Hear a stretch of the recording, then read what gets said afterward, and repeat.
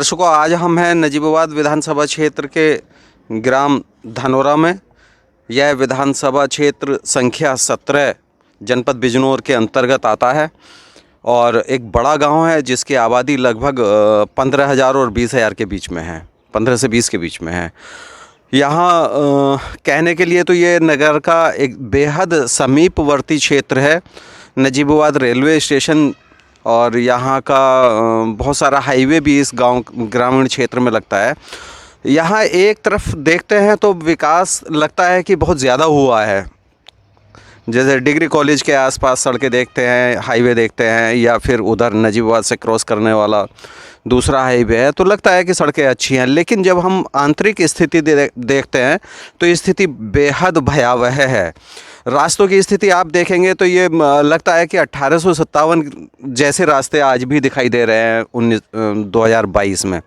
ये एक बार ये रास्ते की ओर आप कैमरा घुमाइए तो आप देखिए कहाँ ऐसे रास्ते हैं। ये विकास किस तरह का विकास है? इन रास्तों को आखिर कौन बनवाएगा? आज हम ग्रामीणों के बीच हैं, गांव वालों से बात करेंगे। क्या नाम है जी आपका? भगीरथ जी। तो ये तो गांव का मुख्य रास्ता है। हाँ। तो कैसे आते जाते हैं लोग? क्या करना है, तो परेशानी है सारी। अच्छा। तो फिर कभी किसी से मांग नहीं करी? ना, हमने मांग नहीं करी कभी किसी से। अच्छा, अपने आप चल रहा है बस जैसे हाँ, चल रहा है। हाँ।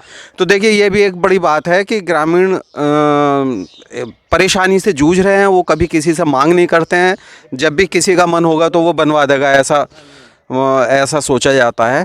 तो आपका क्या नाम है जी?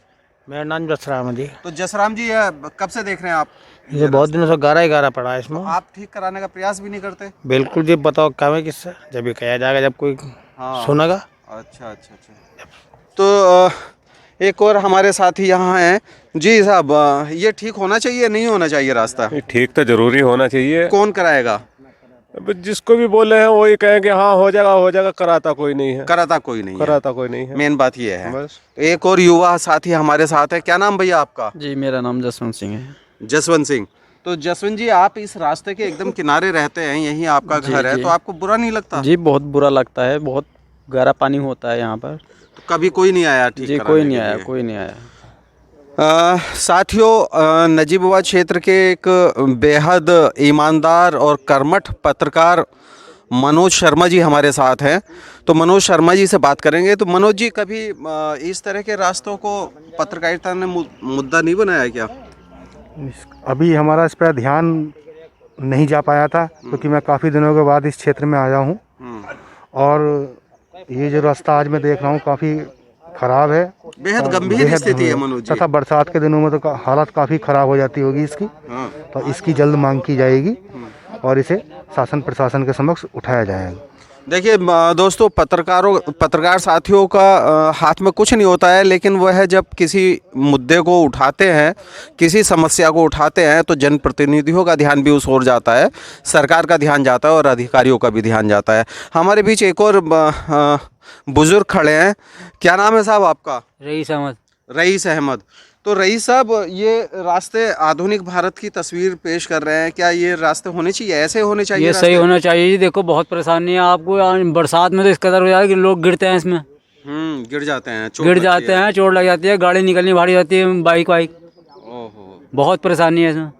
ये आप आइए आगे को। आपका तो घर यहीं है पास में? पास में घर है, रास्ता बनना चाहिए रास्ता। अब इसमें पानी में कोई रोज चला, हम इसमें गिर जाते हैं, इसमें घास फूस। ठीक है, रास्ता बनना चाहिए, लेकिन अब कौन बनवाएगा? समस्या ये है, चूँकि यह बड़ा रास्ता है, चौड़ा रास्ता है। गांव का जो प्रधान का बजट होता है, तो संभवतः इतना बड़ा बजट नहीं होता हो, तो रास्ते बनवाने के लिए बहुत सारे फिर भी मद होते हैं। ब्लॉक प्रमुख के पास होता है, जिला पंचायत सदस्य के पास होता है, या विधानसभा निधि होती है, या मेंबर ऑफ पार्लियामेंट जिसको एमपी कहते हैं, उसकी निधि होती है। कोई भी कहीं से बनवा सकता है अगर चाहे तो। बहुत बड़े बड़े रास्ते बनाए जा रहे हैं, लेकिन हम लोग देख रहे हैं कि इस रास्ते की स्थिति इतनी भयावह है कि लोग यहाँ गिर जाते हैं, बार बार परेशान होते हैं, चोट आती है। इधर आपका नाम क्या है साहब? जी, अजय कुमार।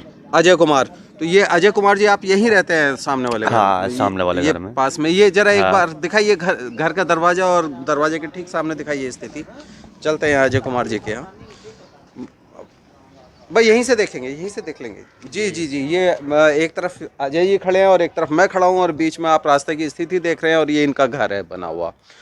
तो जैसा कि सरकार का उद्देश्य था प्रत्येक घर तक रास्ता, प्रत्येक दरवाजे तक रास्ता, पक्की सड़क, लेकिन यहाँ बहुत सारे घर हैं जहाँ अभी पक्की सड़कों का अभाव है।